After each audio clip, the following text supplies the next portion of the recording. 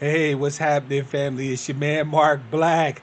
You know what it is. Hey, thank you all, by the way, for your patience. YouTube was tripping today, and for a second, I thought they finally got it, brother.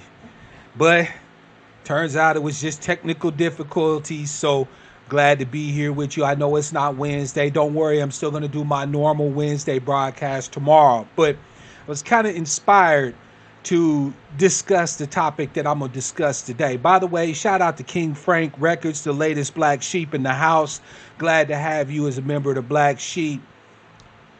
Family, let me ask you a quick question before we get started. By the way, a little bit of housekeeping. You know what to do, right? Links in the description field below. Resources there, free resources, reports, information, data, links to some books that will be interesting for you to read, to get your, some fat on your head about why we as ATOS is doing what we're doing. If you want to support your brother, support your interests, there's links there to do that too as well. You can either do it via PayPal, Cash Apps, Streamlabs, and so on and so forth. LaShawn, I just checked the sound levels, man. Everything is good. Make sure you're not muted, bruh. Is anybody else having any issues with the audio? Pop a 1 in the chat or something like that if you can't hear me.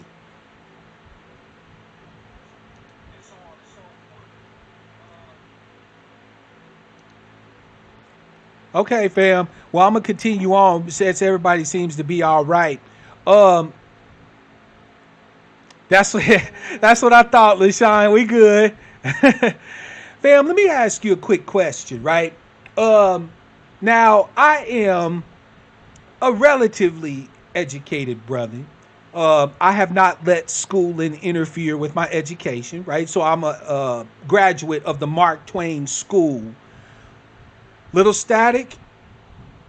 Might be that my levels is up a little bit, but I'm going to try to address that. There we go.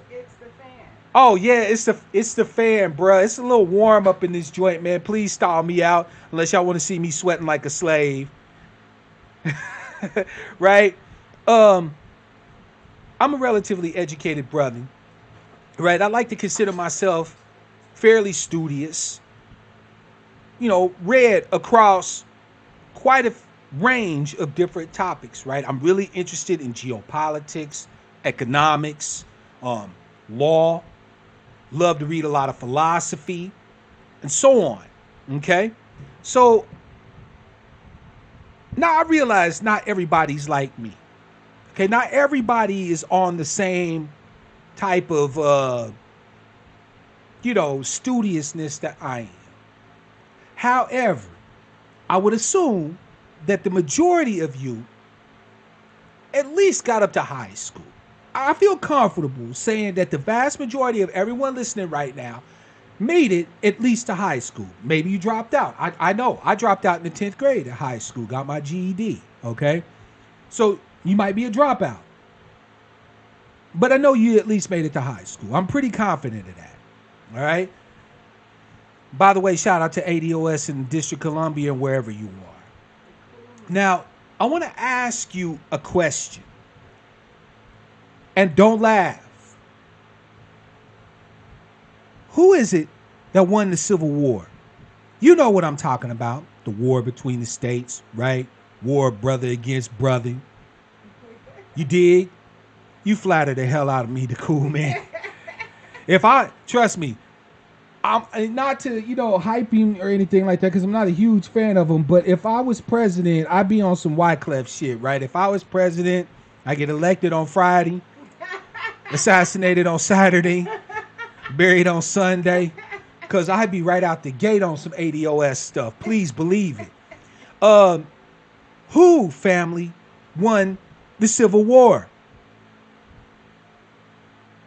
The war of brother against brother. The war on gray and blue, right? The war of the Crips and Bloods. Who is it? Miss Denny said the Union. Okay, right. Michael said, looks like the South won. Okay, the South. So we got a few for the South, right? Anybody else think the Southeast said it's still being fought? Yeah. Boy, let me tell you, I wish they was back to using muskets. Maybe a lot of them would miss. You know what I'm saying? So we got one saying it's still going on. A couple votes for the South. Miss Denny says the Union. Anybody else want to chime in? Family, who won the Civil War? Right? In school, we were told that the Union, after about 1863, with the introduction of colored units, right, black folk, right, like the Massachusetts 54, shout out to those brothers, may they rest in power, right? And so on and so forth, were able to successfully beat the Confederates, right? So in school, we are told that the Union won the Civil War. I see a lot of y'all know where the hell I'm going with this. So this broadcast should come real easy. Because in point of fact, all of you who said the South are absolutely right. The South won the Civil War. Now, one thing to note, family, I am not one of these cats that indulges in hyperbole. Tazaba in the house, welcome back, brother. Right? I don't do hyperbole. So when I say that the South won the war, I'm speaking in a somewhat figurative sense because it is clear that on the battlefield, right, in the trenches, well, more like the battle lines, because they didn't have trench warfare yet. That wasn't really introduced until World War I, right? But on the battlefield, the South lost, right? We all know the story, Antietam, Gettysburg, so on and so forth, right? The Union started to turn it around because the South was kicking that ass for a minute, pardon my language, right? At which point they ultimately ended up surrendering at Appomattox, okay? We all know the story of the Civil War. However, understand me when I tell you that the battlefield was only part of the fighting. The battlefield was only part of the conflict. And the ultimate resolution of the Civil War, right, when all the chips were accounted for, after every roll of the dice had been made, I feel comfortable as hell saying that the South won it and won it by a landslide. It wasn't even close.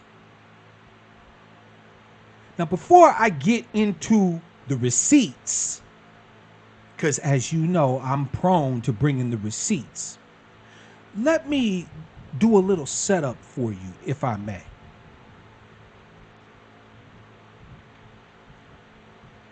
The South had gotten smashed, right? And basically, it was a pincer movement, right? You had Grant coming south from the west and Sherman coming south from the east, right? Headed along the eastern seaboard. Charleston, smashed. Richmond, smashed. Atlanta, smashed. It was a masterful piece of warfare.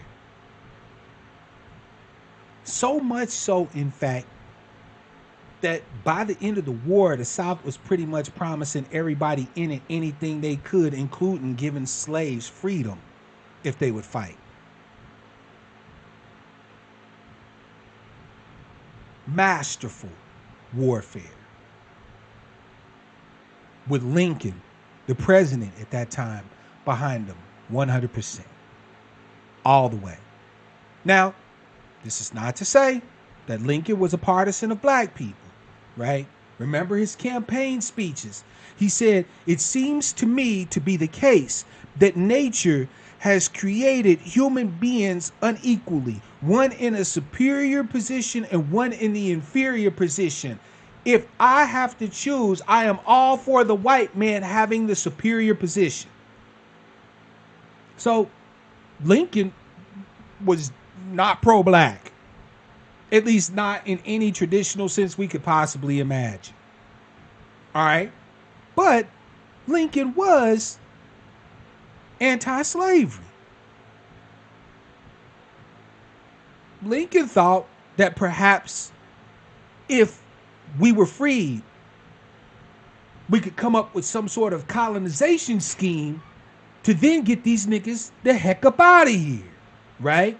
He supported the American Colonization Society, the group that worked to try to find a location for the descendants of slavery at that time to be transported away from America and to go to, right? That's how you had the development of Liberia and other places like that.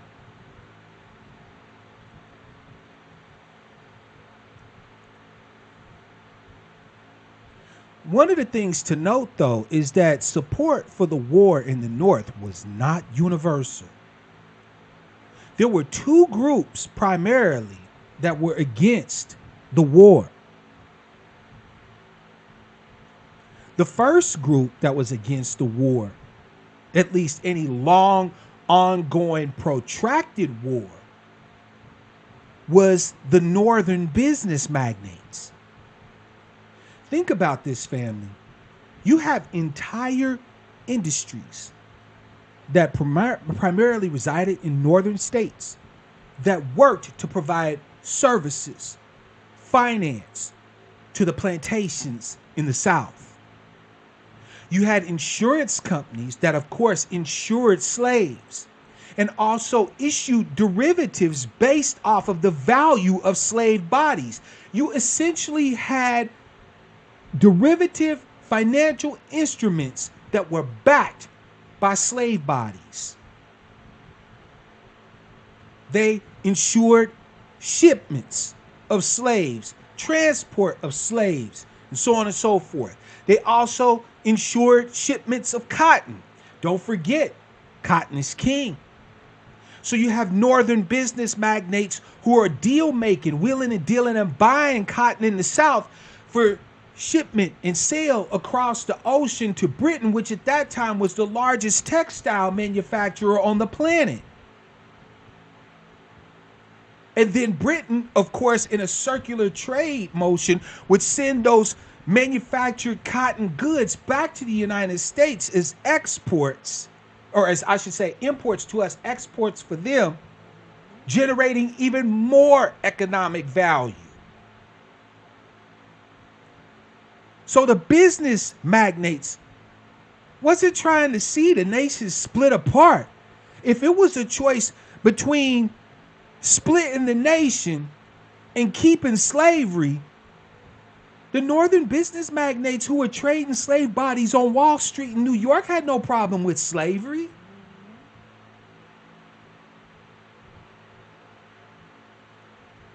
The second group that wasn't keen on the war was the conscripts and the draftees that had to go fight it. Because you see, family, even though there was tens, if not hundreds of thousands of runaway slaves and freedmen who volunteered, Northerners as a whole wasn't keen on going to fight for a bunch of niggers.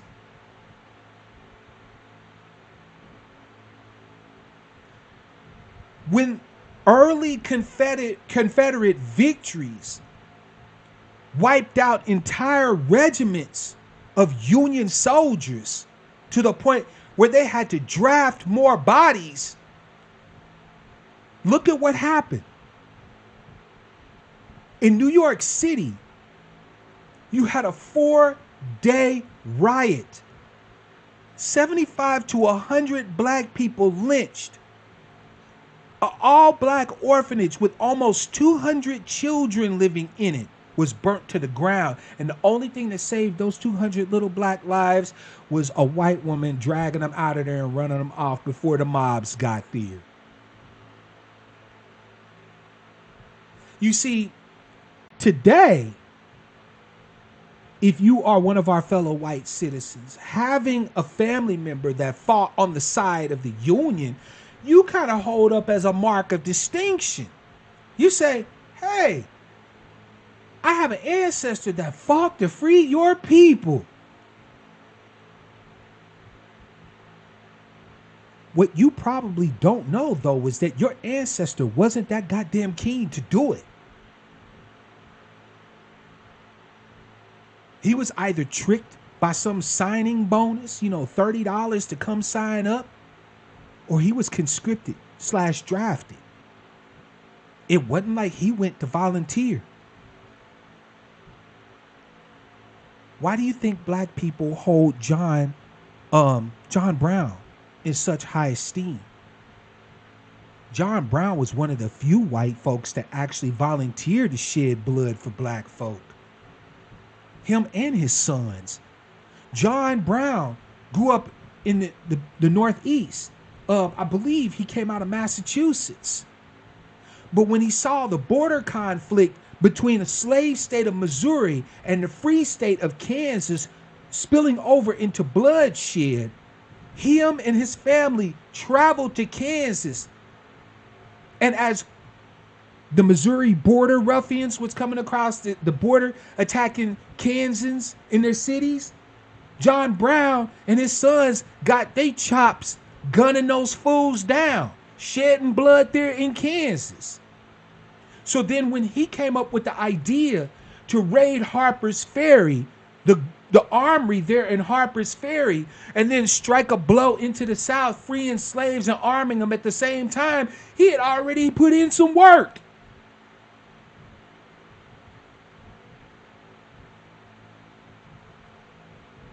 But he was like one of a few. And I mean a very few. The vast majority of Northerners wasn't about actually going out and kicking no buttocks for black folk.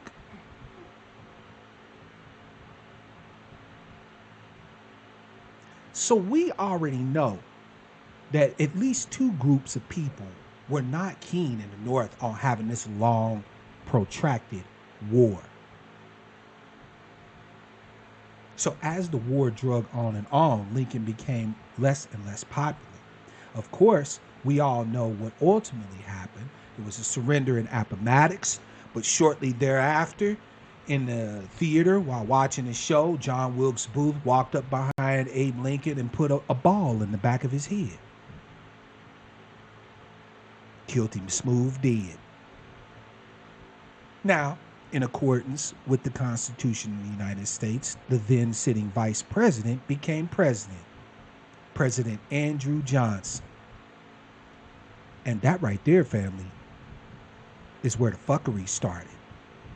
Pardon my language. Peace, Christine. Peace, Midtown. Peace, black man. LaCarrie in the house. If I didn't say hi to y'all, welcome.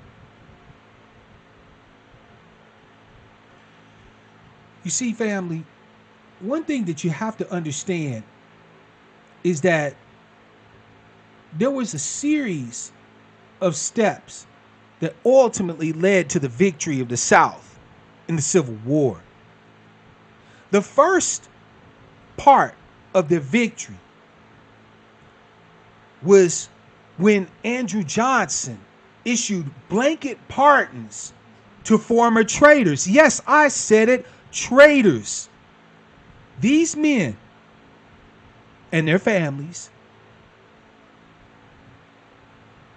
were traitors, open, active combatants and supporters of war against the United States. Now, we all know about Sherman's Special Order 15, giving 400,000 acres of land to quite a few of us, and even some surplus army mules. That's where the term 40 acres and a mule comes from. Sherman understood, we got all these people here, these freed people. If we don't do something right by them, they're just going to end up back in the same garbage. Peace to you, Paul, by the way, shalom. So he gave them land. Smart move, that Sherman.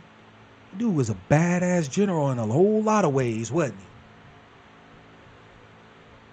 he? Andrew Johnson gets in the office, and he's tired of the war. Plus, Andrew Johnson hated black people. It was notorious, all the comments he made against black people. So when he got word from the front that Sherman was down there just handing niggas land like the stuff was going out of style, he was like, huh? What? No. Are you mad?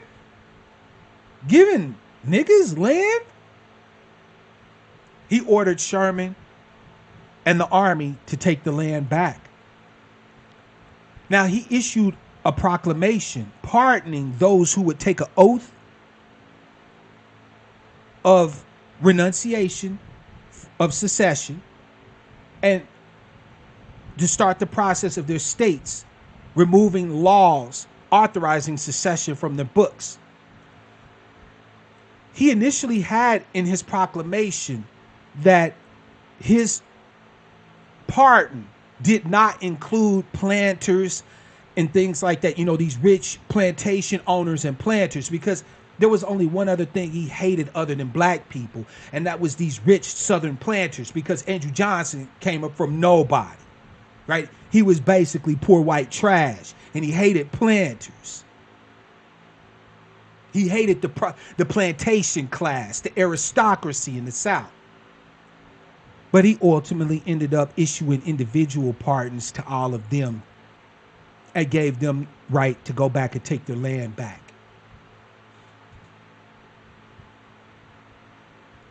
So, of course, at first, Northerners was like, wait a minute.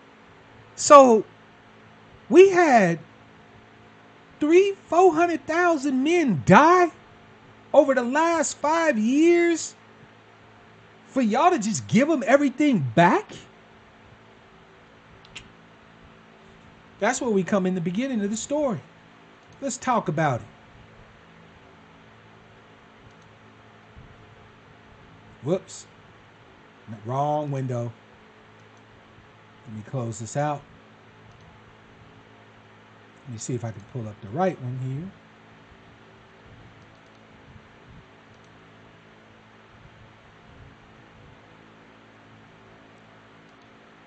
This is where we come to the part where we talk about the radical Republicans. Let me move this to where everybody can see it.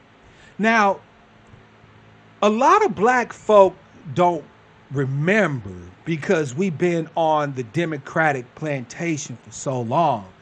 But at one point in time in this country, if you were black and you voted for Democrat, you was the lowest of the low. You was scum. You was a sellout.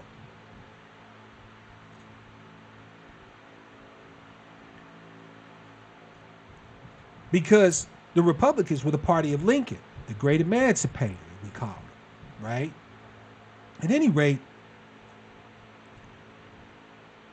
the radical Republicans saw that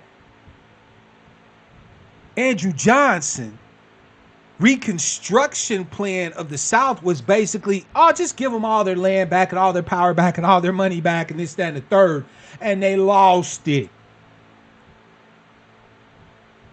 So, led by individuals like Charles Sumner, our esteemed ancestor Frederick Douglass, Thaddeus Stevens, the radicals was able to take over Congress.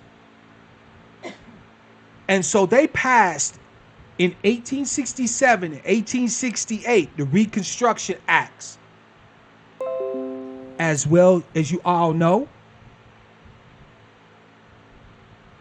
they also were instrumental in getting the 13th, the 14th, and the 15th Amendments to the Constitution passed, right? 13th Amendment banning slavery, except in cases where a person is convicted by due process of law, the loophole. The 14th Amendment granting us citizenship in the country, right? And the 15th Amendment giving black males at first the franchise.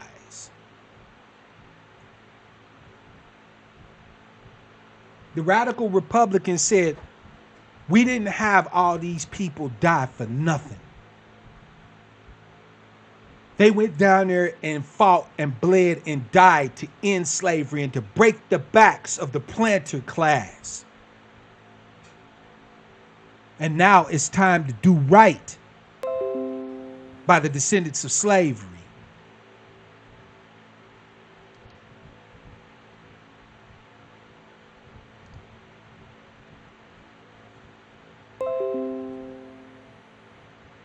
Sorry about that alert, family. I'm trying to turn it off, but yeah, it is what it is. At any rate,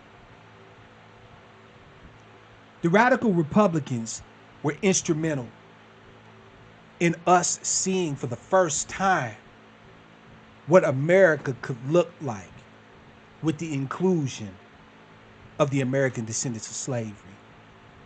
We had senators elected to Congress. Yes, we had black men sitting in Congress. Black postmasters general, black sheriffs. I'm talking about in some areas, it was all black everything.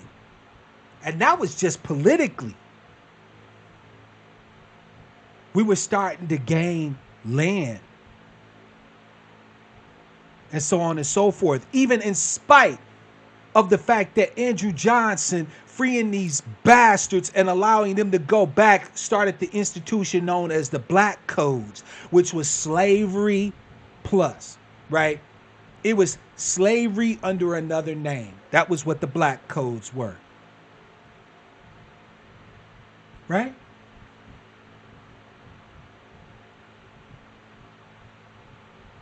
When we talk about Reconstruction, we're talking about the work that was done by the radical Republicans, right? The radicals put the Union Army as an occupying force in the South to ensure the safety of ATOS people. Contrast that to today, when many of our neighborhoods are occupied by a lawfully appointed paramilitary force that we're required to call law enforcement. Not so under radical Reconstruction. We actually had soldiers, real soldiers with real guns and real uniforms protecting black folk, standing there at the polls to make sure that we got there to vote, protecting our neighborhoods from being pillaged and burned. Now, unlike what happened to us in Durham and in Tulsa, straight up facts, family, straight up facts.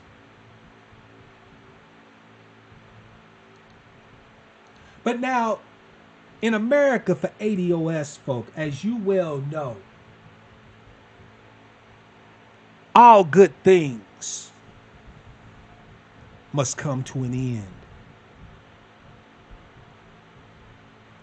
You see, the South was chafing at the bit. We both know that the institution known as the Knights of the Ku Klux Klan was founded in 1873. The Night Riders, you know, these hood wearing, dirt farming, three tooth having, cousin screwing crap kickers. I can't believe I said all that without cursing. I can't believe it either. I'm impressed.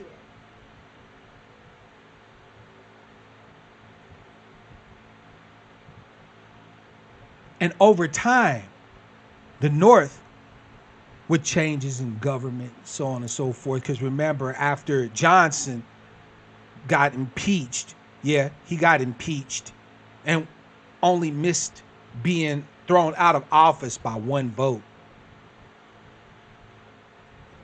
Ulysses Grant became president, and he was fair, but not quite as strident. Until we get to 1876. And in 1876, what you end up having is a presidential election between two candidates. Let me see if I can show you this.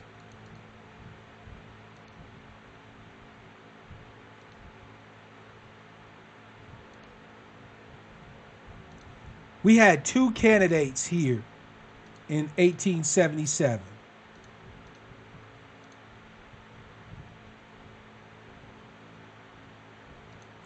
We had Rutherford B. Hayes, who was a Republican, right? And Samuel Tilden, a Democrat.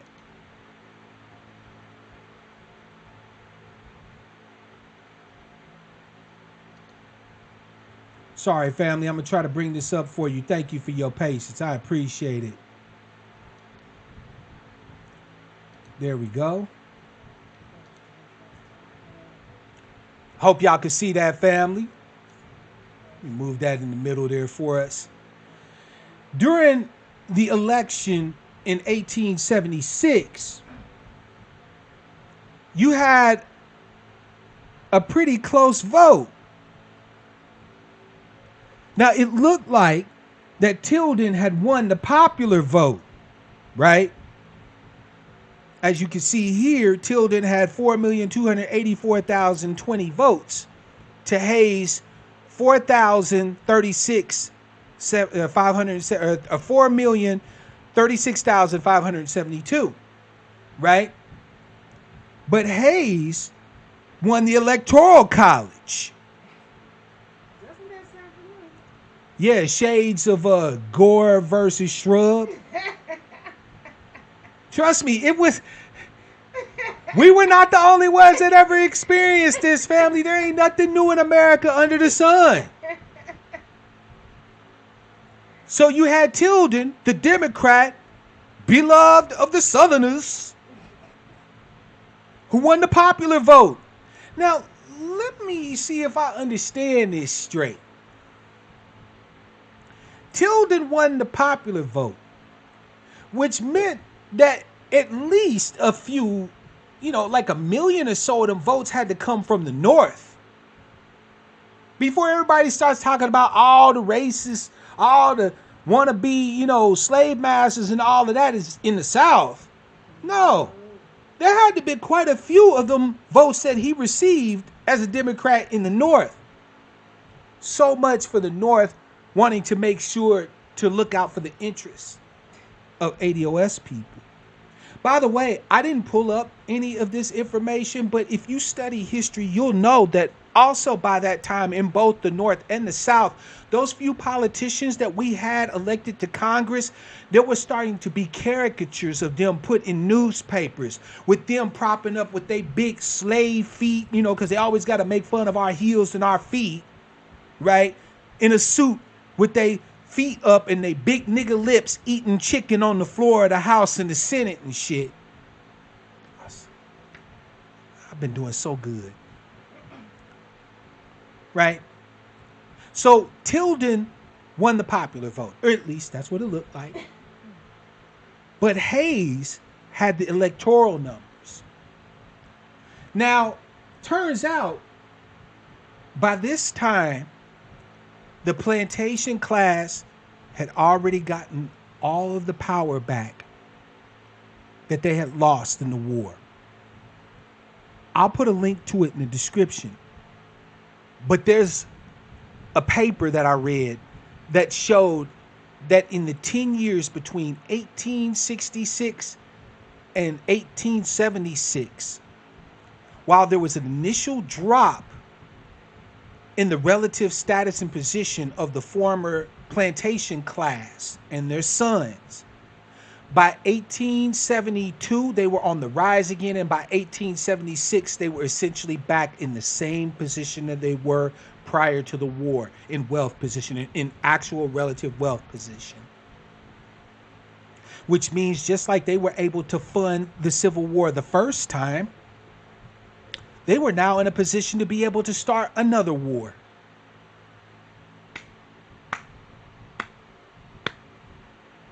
Good on you, North. Instead of breaking the backs of these slave-holding bastards, you basically put them back in power and let them get a come up again. Because, family, as we know, as ATOS people, right, in the areas where they were able to do it, they kept a lot of our families in debt peonage. Yeah, they would trick us into borrowing money or owing debts that we ultimately couldn't pay. So then they would take our labor in return for payment of those debts. Similar to sharecropping, except it's more closer to slavery than it is to actual sharecropping. Peonage is so foul, family, that Mexico actually banned peonage in like the 1840s, 1850s, something like that. But it was adopted again here in America after the Civil War by the South. And everybody was cool. This was also the period of time when they started to initiate the convict leasing system, because the South knew it couldn't go back to agriculture and was trying to develop an industrial footing in cities like Richmond and Charleston and so on and so forth. So they had mining towns, steel manufacturing towns, and so on and so forth, and they needed labor. And who you think they gonna make do those jobs? They ain't gonna pay nobody. Plantation owners ain't used to paying nobody to do labor they can give for free. That's money out of their pocket. No. What they did was they shelled out a little bit of dough to the sheriff, who then got our ancestors caught up on trumped up charges, and then some judge would sentence our relatives to go and work on farms and plantations and in mines and so on and so forth.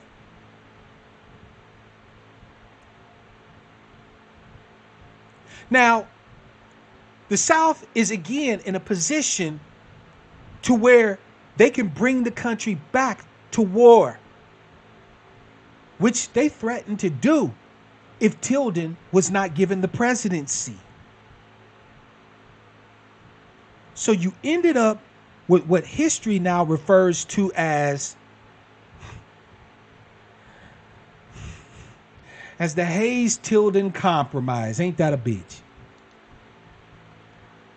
Basically, the Electoral College and Congress ultimately came to an agreement that Hayes, Rutherford B. Hayes, would get the nod. In return, Hayes had to agree to the withdrawal of the federal troops from the South and the essentially de facto end to Reconstruction.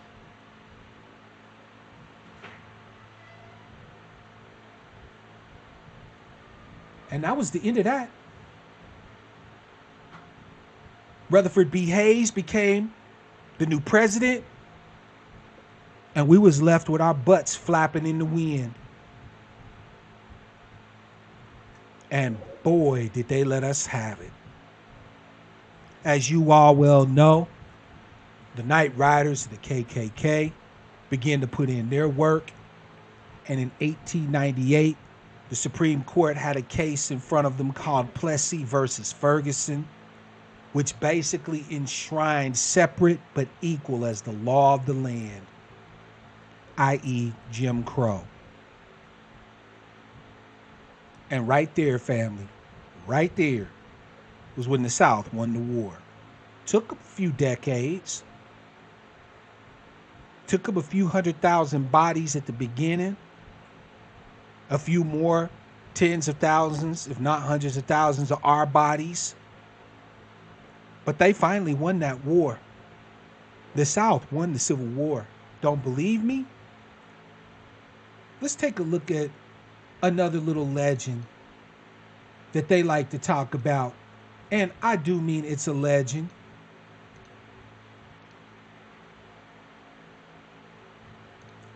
We're going to take a look real quick here at this. How many of you are familiar? Hi, honey face. My wife just came home. How many of you are familiar with this? The lost cause of the Confederacy. Now, for those of you who are not familiar with lost cause of the Confederacy, by the way, shout out to everybody who's decided to join the broadcast. You're late, but you're definitely on time. Peace to you, Adrian, Oaktown girl, producer in the house, right? The lost cause is essentially a story that America decided to tell about the Civil War, specifically about the role of the South in the Civil War. See, every bit of documentation, that pesky stuff called history, stated that the South had one thing on its mind when it seceded from the Union: the preservation of the historical 245-year-old prerogative of slavery. That was it. And that was all. Jefferson Davis spoke on it at length. Judah Benjamin spoke on it at length. There wasn't anyone in the South who didn't understand clearly that the war with the North was about preserving the peculiar institution.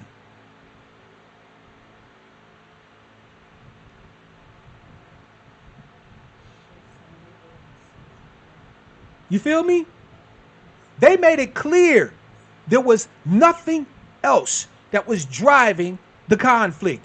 But see, here's the thing.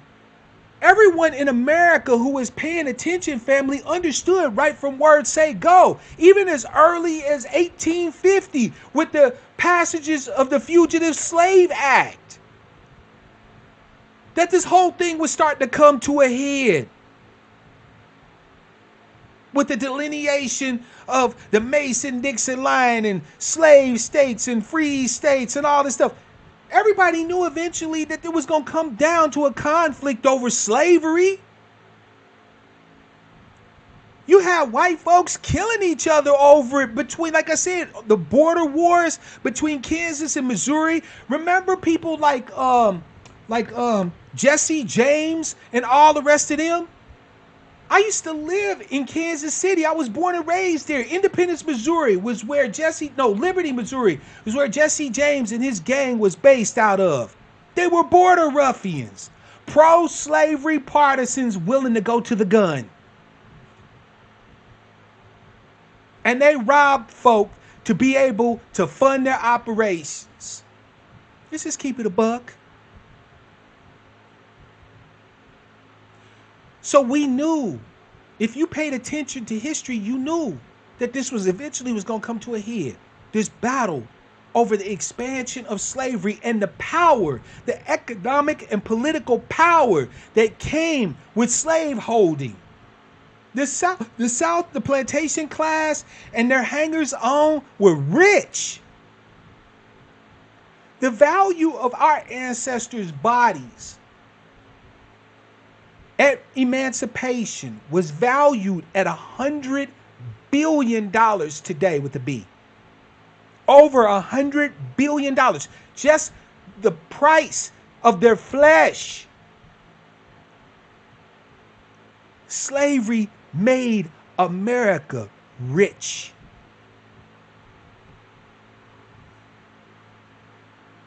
But after all of that kerfluffle, right? Because even though the North beat the South on the battlefield, they simply rolled over and accepted the status quo that the Southerners were laying down afterwards. We had about 9 years of what you could call reconstruction.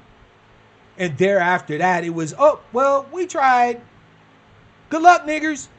Don't forget about the fact that we were defrauded out of untold millions of dollars in resources through the defrauding of the Freedmen's Bank, which we all thought was a federal bank. The Freedmen Bank was overseen by unscrupulous individuals who took our ancestors' hard-earned bread, our pennies and nickels and dimes and dollars, and stole it all in speculation and paying themselves bonuses. Toward the end of the Freedmen's Bank, family, they was openly stealing the money. They was just going in there and just taking the bread. So our one chance at actually starting to build a capital base to be able to get something stolen from us, the land that was given to us through Sherman's Special Order 15 and so on and so forth, denied us. Now they removed the soldiers that were actually defending our lives on the daily. So our lives stolen. Then the passage of vagrancy laws to encourage debt peonage and convict leasing and sharecropping. And the icing on the cake, Plessy v. Ferguson, that enshrined Jim Crow as the law of the United States of America. The South won. But you see, family, it got worse. You didn't think that the South was just going to win the war and be gracious about it, did you? Oh, no. See, because the problem is that even though the South won the war, they still had all that documentation and history showing what the war was really all about. So they had to come up with a new narrative. The lost cause. The war, the Civil War, wasn't the Civil War. No, it was the War of Northern Aggression.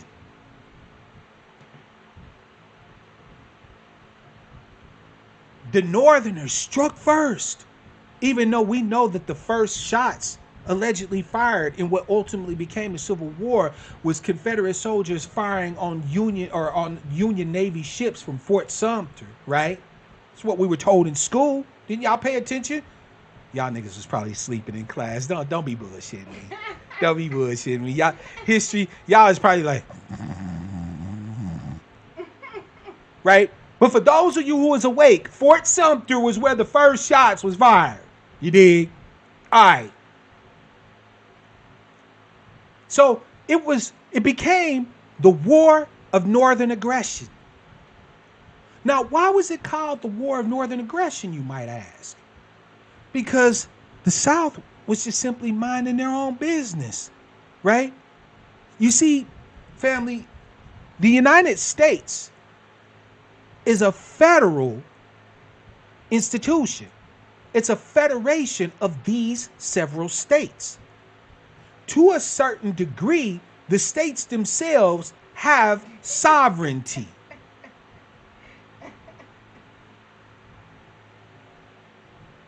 The 10th Amendment to the Constitution contains the enumeration clause.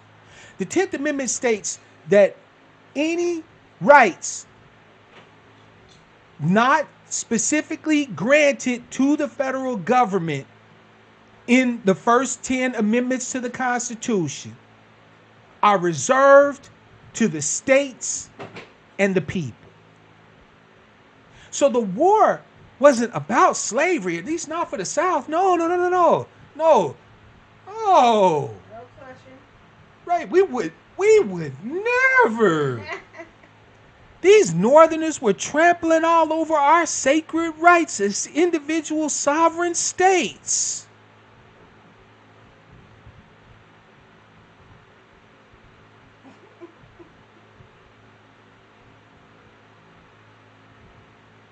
Yeah, I'm sorry, family. If you just had the same reaction that I did in your head right now, there's this big neon sign with a mouth behind it screaming, "No!" Yep. This became the story. By the way, another part of this story was that black folk were willingly and gladly given liberation by the South, but they was too primitive, too immature to be trusted with liberation and freedom. And so once the South had regained power, they had to take care of their darkies.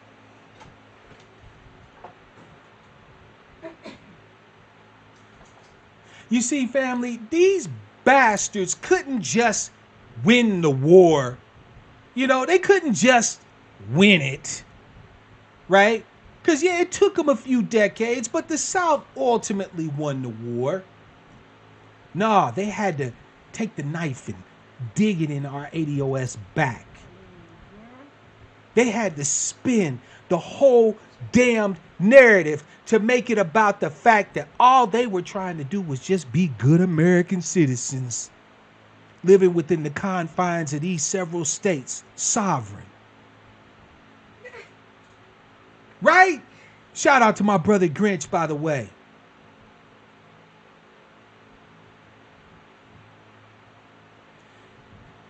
So now, family, let me ask you again, jury of my peers. Upon presentation of the receipts / evidence, who won the Civil War? Go ahead, hit it up in the chat. Who won the Civil War, family? After we've taken a look at the data, right? Because we ATOS folk, we driven, we live and breathe and sweat and eat and die the data. After you look at the data, the information itself, who is it that won the Civil War?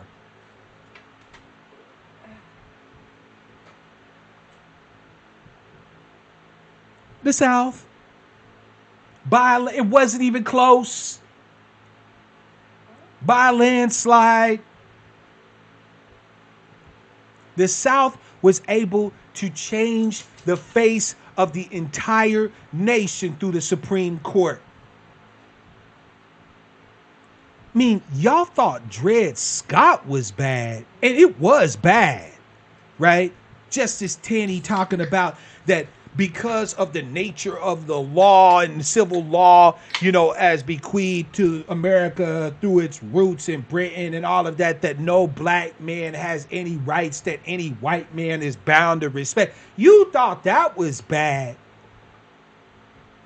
Plessy v. Ferguson basically became neo-slavery. Separate but equal. My ass. It was separate, of course.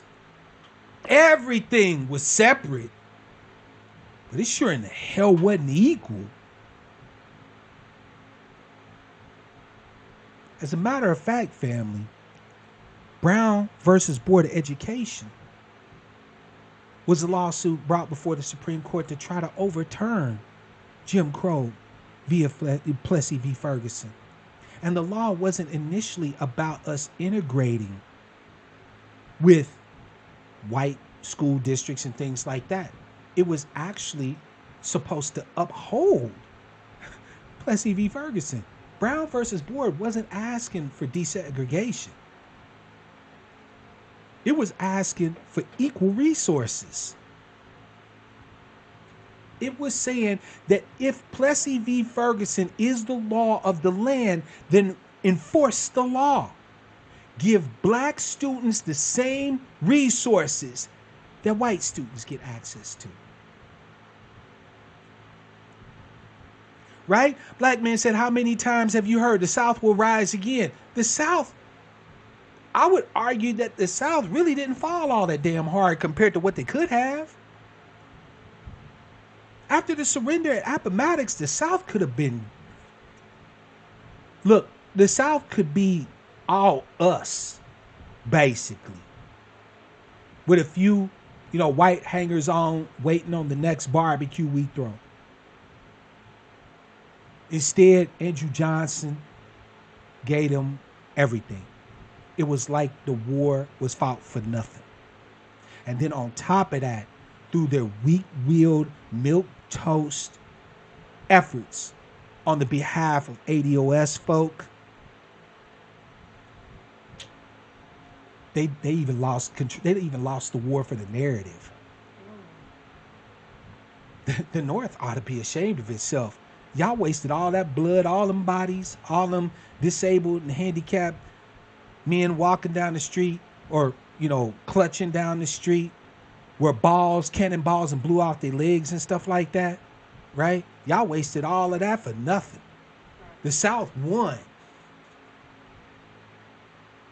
Christine is right. Resources is all ATOS folk ever asked for. All of these fools talking about our ancestors died for the right to vote. No, they didn't. Our ancestors fought for the right to have their autonomy and to have the resources that were stolen away from them. That's it, and that's all. If voting would get them that, they were glad to vote. If picking up the gun would get them that, they were glad to pick up the gun. There was brothers who was down in the South, veterans, Union Army veterans who were defending black communities that had no problem shooting them white folks down when they came over there talking crazy.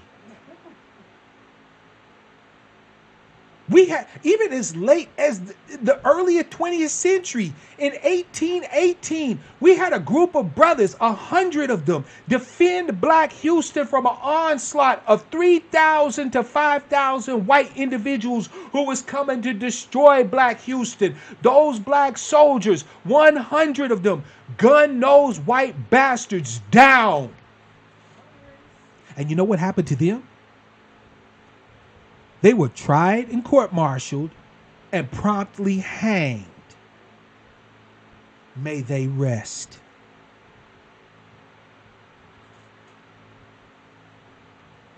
So you got fools like in Cobra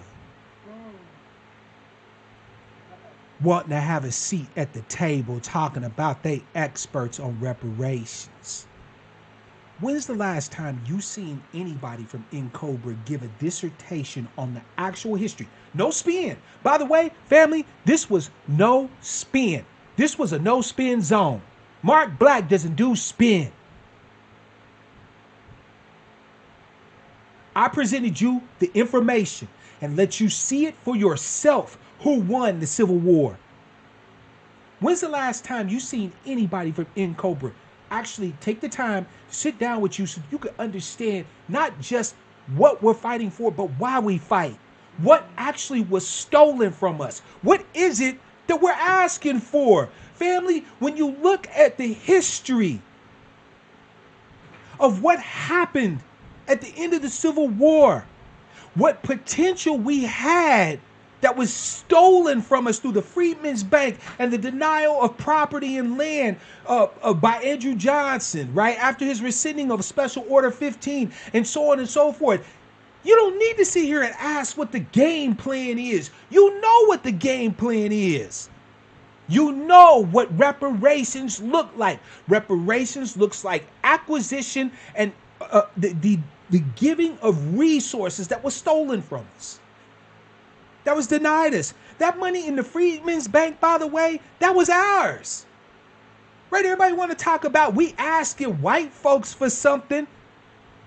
That money in the Freedmen's Bank that was defrauded from us so much to the point that they had to shut the Freedmen's Bank down, that was ours. That was pennies, nickels, dimes, quarters, and dollars saved up. That was just stolen from us. Right under the government's nose. You got these jumped up Johnny come lately, mostly immigrant black, congressional black carcasses who are about as useless as tits on a bull, pushing HR 40 as if we can't read. As if we can't read. As if we can't see that HR 40 is milquetoast. It doesn't even come close to addressing the needs of ATOS people. And we barely can get these butter biscuit munching, boule buck dancing coons to sign off on that. Instead, what we get from the CBC, we get Trivia Tuesdays.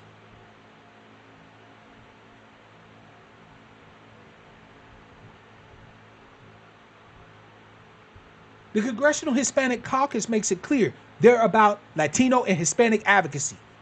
No holds barred. No holds barred. The Congressional Black Caucuses is the conscience of the Congress. So, okay, yeah, I'm alive. I was just checking because I thought I died and went to hell. So the Congressional Hispanic Caucus is actually advocating for Hispanic and Latino interests. That's a fairly novel concept if you let the congressional black caucuses tell it. What you mean you're actually looking for opportunities to put forward legislation for your constituency?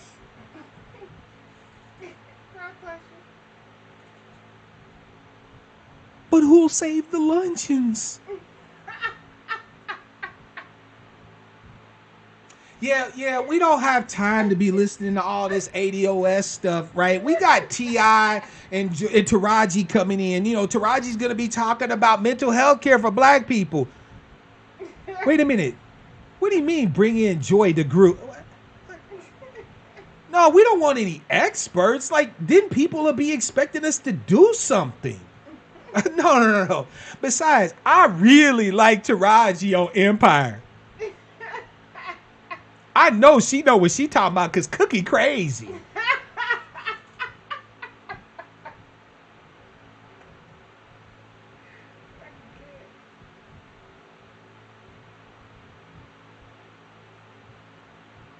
Yeah, let's lift up Jay-Z, the first black billionaire businessman. Let me get this straight.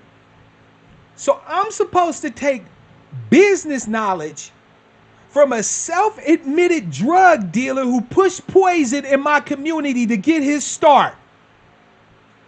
I'm supposed to lift him up as an icon of black business sense. Right. That sounds about right. A man who owns stock and interests in companies that look to turn mass incarceration to mass e-carceration, who has a music streaming company with no black folk that work in it. Oh, did I say that? Did I remind us that Tidal, when you look at a picture of Tidal's staff, it looked like all Indians, Asians, and white folks. But I'm supposed to celebrate him as this black business icon. I'm not a businessman, I'm a businessman. Huh?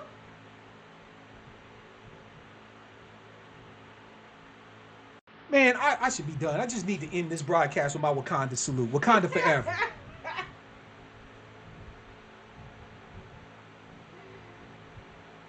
Because, I mean, real, tangible legislation that actually could do something about changing the condition of an entire group of citizens, well, that don't mean nothing.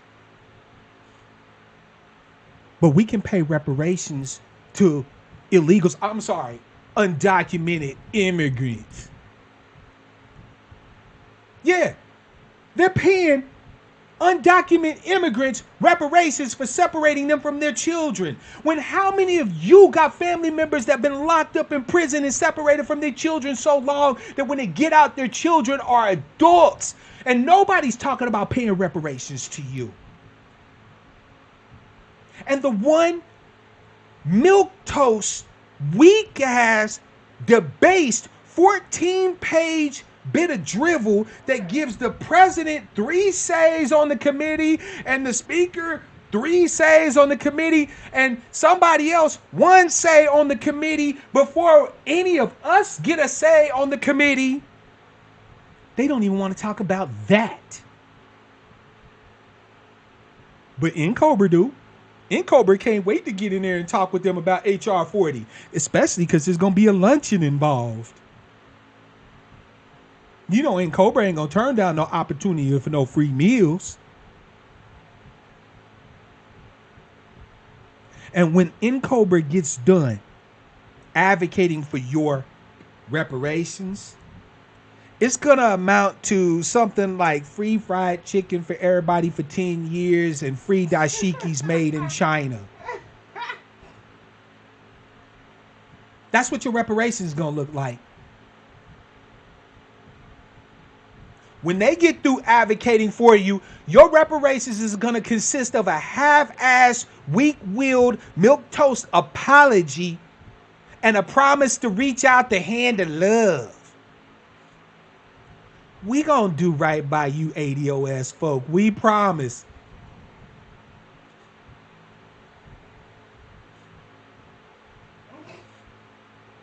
Right? In Cobra's the experts. Never mind the fact that the last time before ATOS made its push on the scene, the last time I heard of In Cobra was a small mention way back in the early 90s. I think I was like 91 or something like that. Like I would have still been roughly just out of high school. And I heard a mention of a group called In Cobra. Nothing that they had actually like did, but I heard about them. You feel me? But they're the exploits. They exploits like Uncle Ruckus. Please excuse me, Mr. White Man, for my out boys.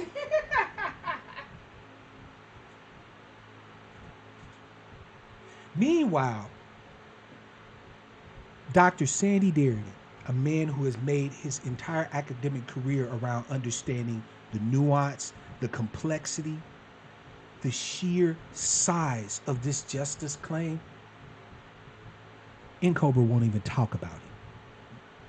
I'm not even saying talk to him, right? Because Dr. Darity, if nothing else, is one of the most engaging, humble men you could ever get a chance to rap to. He'll hit up anybody on Twitter. If you hit up Dr. Darity, say, Dr. Darity, how you doing, brother? He will actually chat back and forth with you. The most unassuming, prepossessing man you ever want to meet, and smart. Whip smart. Like this man understands this reparation things frontwards and backwards. People say, oh, well, how do we determine who qualifies? Not to steal a phrase from Apple, but Dr. Darity got an app for that. Dr. Darity's standard, I think, is really fair. He said if you can trace at least one ancestor to an enslaved African here in the United States, not in the Caribbean, not elsewhere, but here in the United States, and you haven't officially deracialized yourself. In other words, you haven't claimed to be something other than black, Negro, colored, African American, so on and so forth, then you would qualify under a comprehensive reparations program. Answered. So why are we still having back and forths and give and takes with people who talk about, well, who is it y'all talking about? Who is it y'all talking about? Dr. Darity gave us an answer who we talking about. If you could trace an ancestor back to somebody who was enslaved here in America, just one ancestor. It don't have to be 4 or 5, 10, right? One ancestor, and you haven't tried to be anything other than black officially, right? You haven't claimed to be white or, you know, a Martian like that nigga Lil Wayne or somebody, right? Then you win. Meanwhile, we still having to have back and forths about, well, what about biracials? If they biracial, it would stand to reason that if on the black side of their lineage, they probably had somebody who's descended from a slave. Especially if their black lineal, you know, the black parent, right, isn't a foreigner, isn't an immigrant. Why are we having a discussion about biracials? They qualify. I don't give a damn if you like it.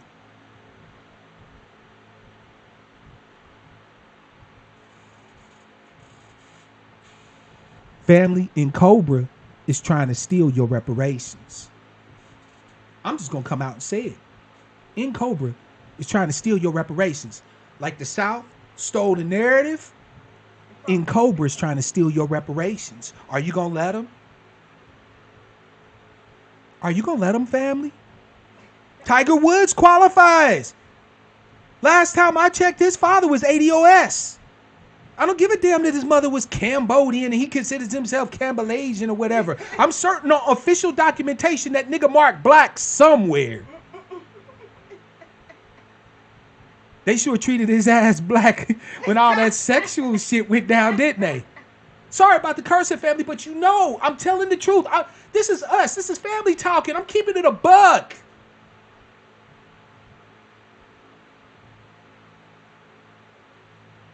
Y'all need to stop playing games.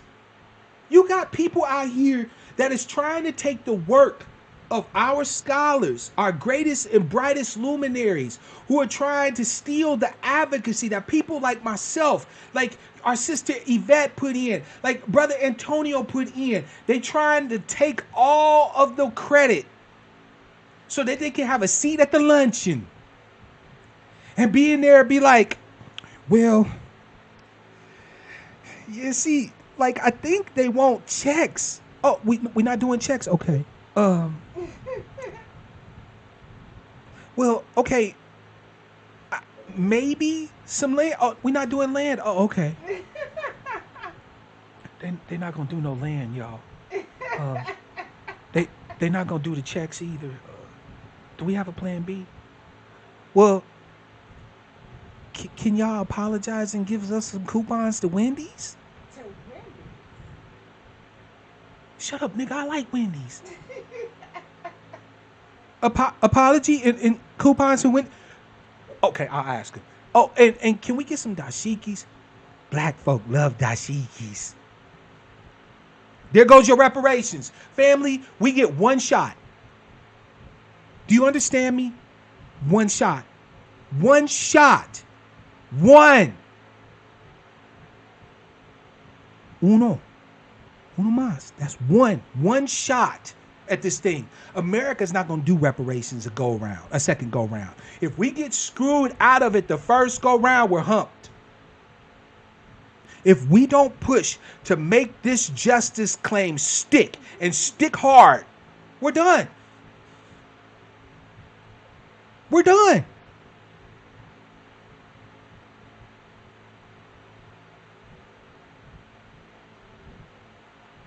We're done. We're going to sit back here and let N Cobra steal our one chance? These luncheon having do nothing, like for real, we right now don't have people busting they hump to try to see how many of the congressional black caucuses we can primary and get the hell out of office. These busybody celebrity worshiping boomer do nothings, a good portion of which who are immigrants anyway, who are pretty much have a natural antipathy to our interests. Y'all gonna let them steal your one shot, this one transformational moment? Y'all better fight. Dr. Darity need to be in any room. I don't give a damn who you talking to. If you not talking to Yvette or Tone, that's fine. I love me some Yvette and Tone, but they activists, right? They the ones who get our blood pumping and get us out there charged up with the juice that we need to go out here and advocate for this thing. But maybe they're not the best ones to sit at the table. That's fine. But to pretend somebody like Dr. Darity isn't somebody to be sitting at the table? Are you high? Family, hit the like button, hit the hater button. I don't give a damn which one you hit it. And if you have the spare coin, support your interests. Like, there's links in the field. They've been popping up through the chat. You know, throw a few coins your brother's way. I ain't gonna beg, but it'd be nice, right? We gotta, it's time to tool up, family, both literally as well as figuratively. Just keeping it a buck. I mean, no offense, but the Democrats that sold a lot of y'all a bunch of bill of goods that ain't gonna serve ATOS in good stead. I mean, you got black folk running around talking about gun control and black people getting killed every day by police and just random citizens. Our ancestors understood we need to be holding, right? Ida B. Wells said the Winchester rifle should have a place of honor in every black home. But you got black folk talking about gun control? See, the only gun control you need is how to aim that mug. You feel me? Y'all better start getting out there and practicing. Start putting 100 pounds in a backpack and hit them woods. And do it in groups, please, family. I don't need to be hearing about more of y'all coming up missing, please. Just, you feel me? Like, do it in groups. Don't be stupid. I have no problem with Dr. Anderson being up in there. I think his ideas might be a little old. I don't think he's been in the game really for reparations for a minute. He's been on that black capitalism fish farm and got to build a business type thing. I'm not hating. I respect the hell out of Dr. Claude Anderson. I'm just saying he might be a little bit behind at times. Like Dr. Darity does this as his work. This is the man's job. You know what I'm saying? Dr. Anderson had his shine. Grateful to him, right? He hipped us to a lot. Dr. Anderson hipped us to a lot of information about reparations and how to go about doing it, right? Randall Robinson, who wrote The Debt back in the 90s, that was published in the 90s. For your efforts and my interests. Thank you, Sister Denny. I appreciate it. Right? So we got a lot of folk that we be standing on the shoulders of giants, but not everybody should be in the room, right? Somebody who's been in this thing, this is their job. This is what they do. I want them at the table. Not somebody who's an activist. Because you remember in HR 40, it stated that they want to select members on the committee that have been known for their work in serving African American communities. That means activists. Family, I'm an activist. And hopefully you are too. I consider myself an ATOS advocate. But I'll be the first one to tell you I'm not the guy to sit at the table. It's not that I wouldn't want to. I'd love to be a fly on the wall to report to you the straight dope of what's happening in this council meeting that they're meeting to decide the fate of our justice claim. I'd love to be that guy. But I'll firmly admit to you I don't know enough. And I consider myself pretty well read, well studied. I don't know enough. I haven't made this my full-time living for the last, but maybe we could get somebody like Marissa Baradarin, you know, who wrote The Color of Money, a banking scholar who understands the effects that the defrauding of black banks and so on and so forth, the pushing of black capitalism as a panacea and a band-aid to cover up the racial wealth gap. Hell yeah, I'd love to have somebody like that in there on the team. You feel me? Nicole, I'm telling you, I respect the man highly. If he had a case a year ago, cool, right? I back his play. I'm still saying I don't believe he's up to date on this. As far as getting money from Native Americans, good luck. They get their money from Sam. Why don't we just eliminate the middleman and push for this reparations thing? You feel me? See, that's what I'm saying.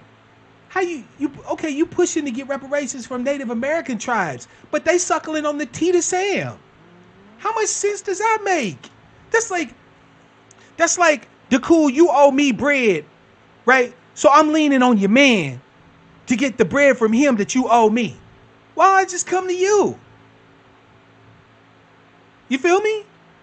No shade. I want you to understand. I mean, no shade to anybody, right? You have your various individuals you believe should be sitting at the table. I'm cool with that. But my point is that we all know who should be in there in that room, who should be at the table. And I can tell you for a certainty, it ain't nobody in Cobra. Nobody. Not that Dr. Conrad Worrell character, or definitely not Mark Thompson, a.k.a. Minister Stir. Hell, if you let the Congressional Black Caucus get they shot, they'll have Terrence Howard and Charlemagne the God sitting at the table for God's sake. Right? We all know who's supposed to be in there. Don't let these people steal our one shot, family. DeCool, how many ever people we could get in the room? If you got the chops to push home this justice claim, then damn it, I want you at the table. That's a fact. They don't show us no respect, family. No respect. We went over HR 40 line by line. You remember HR 40, it talked about the committee will have the right to get testimony from various individuals discussing what happened. We don't need to know what happened. Enough history has been done. Enough scholarship has been done where this committee could just crack open a damn book. But they want luncheons. They want testimonies and meetings. We're going to do a luncheon, so the meeting is adjourned for today. What the hell? And this weak ass milk toast bill, we can't even get them to sign off on that. You know what I want? Family, you know what I want? I want an 140-page bill like the Equality Act. That's what I want. Or it could be a short bill, right? It don't have to be lengthy. It could be something along the lines of the JUST Act from 2017, authorizing reparations for the Jews. Because Bernie Sanders didn't have no problem understanding what reparations was when he signed off on the JUST Act, when he co-sponsored it. So it don't have to be a lengthy bill. It could be just one page. We, the Congress, whereas blah, blah, blah, blah, blah, authorize reparations in the amount of blah, blah, blah, blah, blah. Cut the check. Cut the check. Hell, I personally am of the mind that if Trump was really smart, if he was really a deal maker, I think Trump should establish an executive committee to get something done on reparations. Because I'm sorry, all you Negroes out there that think that we should not be talking to Republicans. Let me tell you something. I'm going to end this soon, family. I know I'm keeping y'all up late, but I appreciate y'all riding with a brother, man. Thank you so much for your love and your support. Diamond and Silk, or as I want to call them, right? Quartz and Rayon, worked with Representative Steve King to sponsor legislation to take funding from sanctuary cities and sanctuary states and put that money towards helping homeless Americans and specifically homeless veterans. And you actually had black folk saying, these people, these mother talking about Diamond and Silk, no self-respecting black person should ever work with somebody like Steve King, a known racist, on anything. Family, y'all gonna have to pardon me for a second because, yeah, my inner nigga is about to come out right now. Nigga, is you crazy? So let me get this straight. Steve King, who, yes, Mr. Steve King, Mr. What's so bad about white supremacy? Right? So that's Steve King, right? We all talking. I just want to make sure that we were all on the same page, right? We know who Steve King is. Steve King, Representative Steve King, Mr. I haven't found anything I dislike about white supremacy, right? Is a known racist, okay? We got that. And Diamond and Silk are known, Republican Party bedwenches. We know that. Okay? Damn. Yet, isn't it funny that these so-called bedwenching, buck-dancing black women were able to work with one of the most racist members of Congress to actually get something done? Oh, but them publicans is bad, though.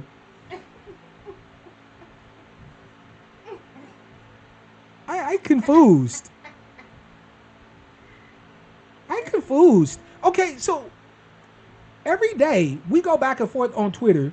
Love my Twitter, by the way. Y'all can tell I'm a Twitter addict, right? We go back and forth on Twitter with the CBC, essentially begging these folk to look at us and pay attention to us, right?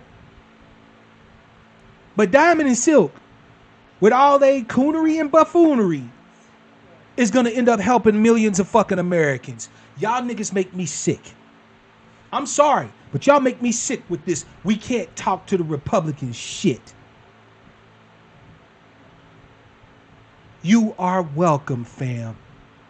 That's right. Diamond and Silk, the mammies extraordinaire, right? Plantation mistresses are going to end up helping millions of Americans. And guess who they doing it with? One of the most well-known racists in Congress. But we can't talk to Trump. Make this make sense to me. Somebody talk black to me, right? Talk to me like I'm 3. Matter of fact, damn it here. I'm done talking. There's the number. There's the number. Call in. If you think that us working with anybody up to and or including the devil himself to push home our justice claim is just beyond the pale somehow, call in right now. Let's have us a confab. No shade, I won't disrespect you. That's not how I do my guests. Or if you got something that you want to ask me about, now's the time. 425-296-1980. Drop me a line.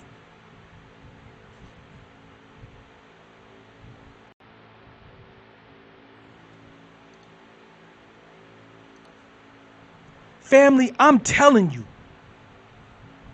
the Republicans used to be the black people's party. It was the party of Lincoln, right? It was the party of John Brown.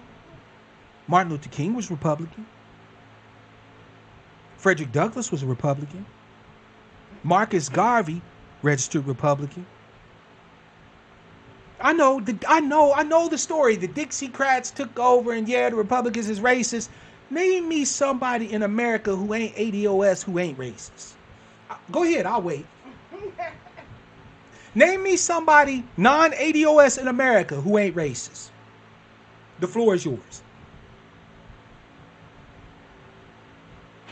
I don't care if Steve King is racist. If I can go to Steve, look, what is it that Yvette tells us? Politics is an exchange, family. It's an exchange. I, as a black man, understand reciprocity. One hand washes the other. You do for me, I do for you. Steve King, arch racist himself, said, hey, we'd like to get a lot more black people to support our political aims. We'll do X, Y, and Z for y'all. Does that sound good? Diamond Silk goes, yeah, because we really feel strongly about, but what about the homeless? I think that could work. We could help address some of the homeless people, especially our homeless veterans. And on top of that, we make them damn dumbass Democrats in California look real bad. I'm with it. I'll sponsor the legislation. And just like that, a racist and his 2 mammies are able to get legislation done.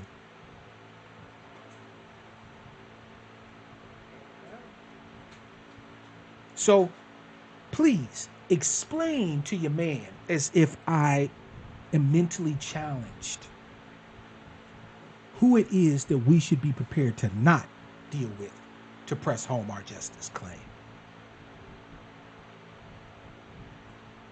By the way, I'm about to do something I have never done. Shout out to Diamond and Silk. You're going to help a whole bunch of Americans, some of which is going to look at you like you pieces of crap, like you're a minstrel show. Some of them going to hate you. Meanwhile, you was able to have a sit down with one of the most racist bastards in Congress and actually get him to fight on behalf of the American people. Hats off to Diamond and Silk. By the way, family, the reason why you haven't heard about it is because Steve King is going to announce the legislation tomorrow on the 12th. So you'll hear about it tomorrow. LBJ said, I'll enforce the law with the Civil Rights Act, and these niggers will vote Democrat for the next 100 years. Then what's the problem you got with the Republicans paying us our justice claim and us voting Republican for the next 100? Voting for the Democrats and worked out so well.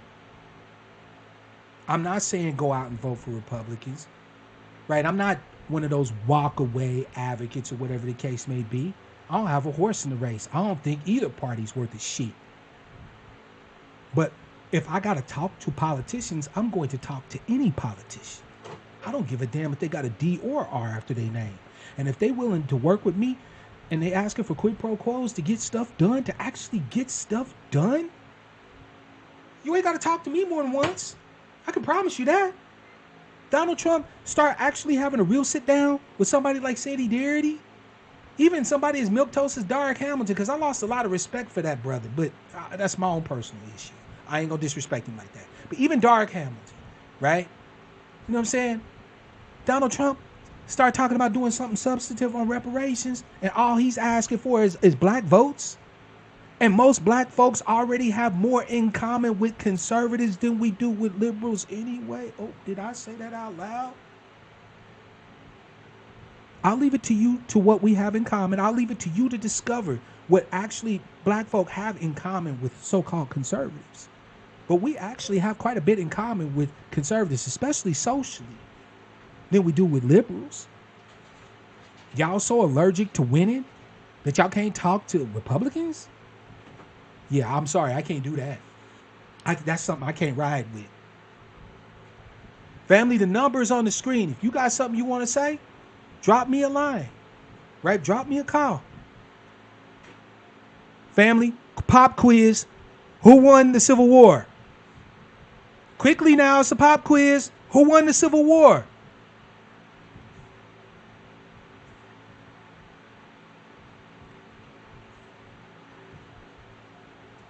Y'all should know the answer to this one by now. By the way, shout out to my brother Joey T. Welcome to the broadcast. Oh, and also a face I haven't seen or never seen, actually, DiCaprio. Welcome. Hope you stick around for a while if you're not already a member of the Black Sheep. Oh, my brother ATOS Boots on the ground. What's up, Real Spill? Holla at us.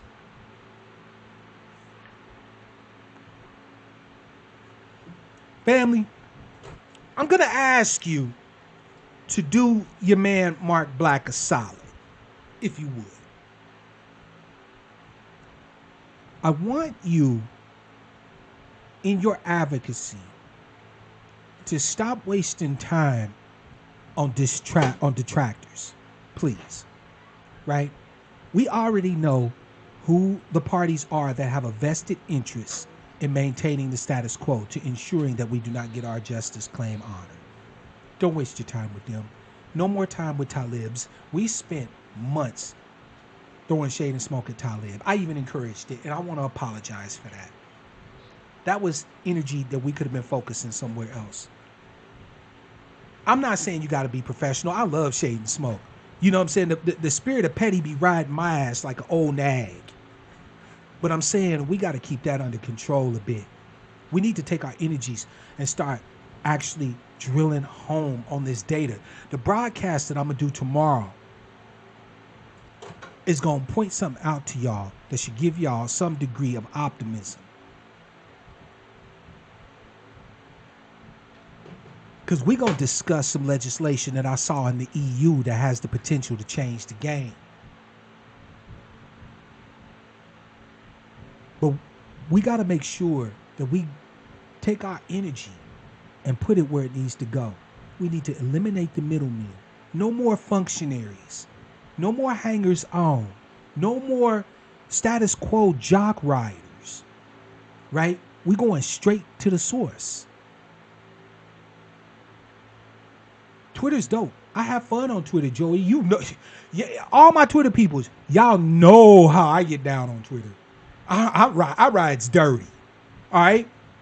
So I'm not going to be that dude to preach at you. But I'm saying I was built for that. Plus, I got the advocacy for this. But if you roasting folk on Twitter, but that's all, if you've completed Politics 101 and 102 and your advocacy game is fairly strong, we need you to start stepping up to the plate now. We need to start having you do sit downs and meet and greets. We need to get you together with other people. Y'all need to be getting in faces. Y'all need to actually be talking to the people in your community, reminding them about their lineage and their heritage and what this justice claim is all about. If all you doing is roasting, you failing us. Because if you got energy to roast, you got energy to work. And we need every single boot on the ground that we can get. Every single one. Family, we need each and every last one of us.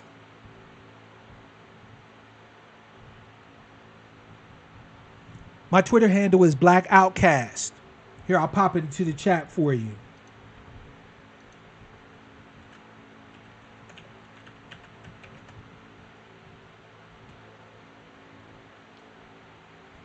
If you got energy for roasting, I need you to keep that same energy for advocacy. You need to have whatever energy you putting towards roasting, you need to have that plus one at least for advocacy. Family, I'm going to go ahead and end it for tonight. I love the hell out of y'all ATOS people. Sorry, I'm getting a little choked. Family, we have changed the narrative. Now it's time for us to change the game. We get one shot at this thing. No one has the right to steal this opportunity from us. Nobody. I won't let them. And I hope that you'll join me in not letting them. The South won the Civil War. But we're going to win the final one. Because everybody else done stood down. We ain't done fighting yet. My ancestors' blood calls to me from the ground telling me to fight. That and the data is all I need. I love you, family. Until next time, as always, I want to wish you all love, peace, prosperity, and power, real power to our people.